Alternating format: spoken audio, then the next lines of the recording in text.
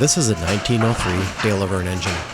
It is rated at 125 horsepower and it was an exhibit in the 1904 World's Fair in St. Louis. It served most of its life powering line shafts at the W.F. Norman Sheet Metal Works. It was moved to Rolog in 1976. It has a 26-inch bore and weighs in at nearly 40 tons. It is believed to be the only engine of its kind running in the world today.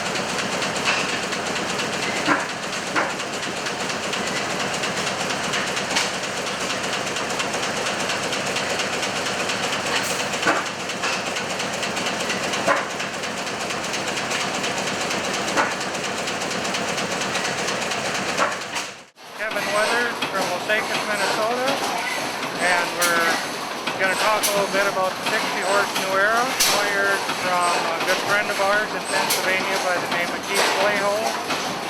My and my dad had traded quite a number of engines for it. It was quite rough, quite wore out. A lot of work has gone into it to get it into running condition again. Probably been our best year of running so far, as many hours as we have on it. Engine was built in 1893 and was used in a woodworking factory to make fancy columns and that for the front of old houses. The New Eras are just unique because there's not a lot of surviving examples left. Probably only about 12 or 15 surviving examples. This just happens to be the largest one.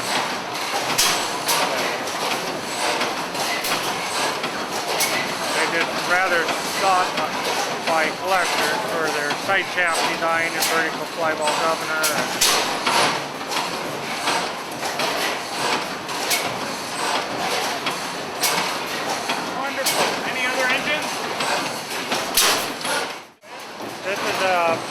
40 horse National engine, oil engine. My dad had acquired this from a couple good collector friends of his, and it was used up in the northern part of Manitoba, and would have been used probably in a grain elevator and probably generated electricity. Was built in England. It was also an engine that we had owned for probably 35 years that we started a restoration. It's probably our longest restoration project that we did. My dad did not actually get to see the completion of it, which we did last year, first time we ran it. We talked about it for years and years. We're going to finish it every year, and again, we got a lot of good run time into it this year. It is a diesel engine or oil engine, so where the other engines are gasoline that we have in here. I'm Jeff Withers. I live in Fargo, North Dakota. I've been involved out here at Rolog since about 1967 was when we first showed engines out here, my father and I. This engine here is called a National Transit, built by John Klein in about 1910. We went out in the summer, roughly the 4th of July weekend of 1968 to Core, West Virginia to pick up this engine. And I was 11 years old. Dad and Jerry Swedberg and myself went out and made the trip with a Jeep pickup and a little flatbed trailer, probably hauling more than we should have, but this engine was in a oil pipeline pumping station, and we took that engine out of that building and hauled it home with the idea of having it here that fall, but we didn't actually get it here till the fall of 1969. We used to haul it back and forth for a few years, which is, about 5 tons behind the pickup is a lot. In 1971, they built our first building. The engine was moved into that building and has been here ever since. Somewhere around 1966, my dad decided that he wanted to collect engines that were 10 horsepower or bigger. And then shortly after that, he wanted to collect engines that were 6-foot flywheels or bigger. This one has 6.5-foot flywheels, and this was his first big engine. And so that started what has become this collection of big engines. The one unique thing about this engine here is that it has a 6.5-foot flywheel. It has a crossset in it like a steam engine has in it. It is a 4-cycle, like I said, National Transit. National Transit built engines that were for their own use only in pumping stations. They never sold them out for any other reason.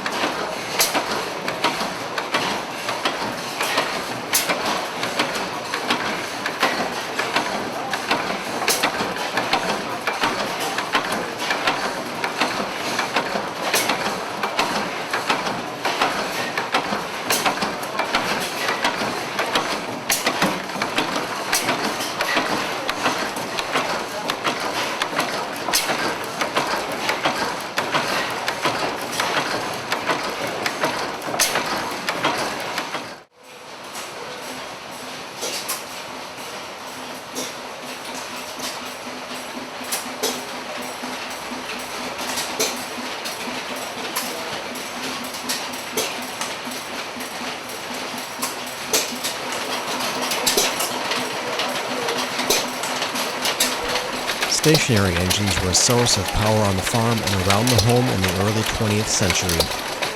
They were used to power everything from washing machines to corn shellers and came in a variety of sizes. Today, they are collected, restored to show condition, and appear in farm shows.